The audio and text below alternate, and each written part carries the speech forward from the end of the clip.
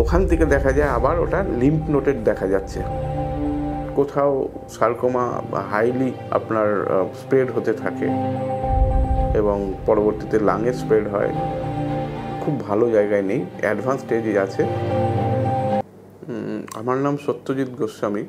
Mainly আমার ভাইয়ের নাম হচ্ছে বাপ্পা গোস্বামী, তারই সার্কোমা হয়েছে এবং আমি নবদ্বীপ থেকে এসেছি।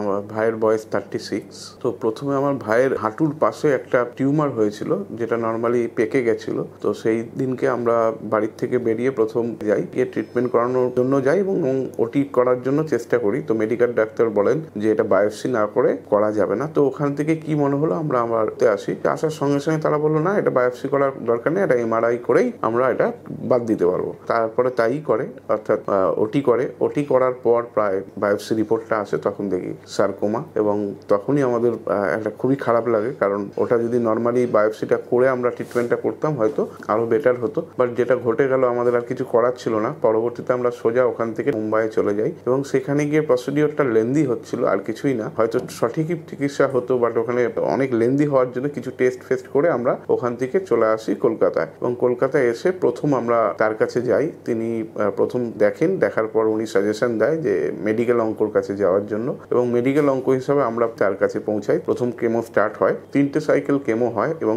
তিনি সাজেশন দেন যেহেতু পায়ের ওটা এখনো রয়ে গেছে, তো সেই কারণে আবার ওটি করতে হবে এবং উনি ওটি করে দেন। এবং ওটি করার পর আবার আমাদের normally system wise chemo start হওয়ার কথা ছিল এবং কেমো স্টার্ট হয়। এবং তারপরে ওখান থেকে দেখা যায় আবার ওটা লিম্ফ নোডেড দেখা যাচ্ছে এবং বুকেও বেশ 3-4টে নুডলস ছিল।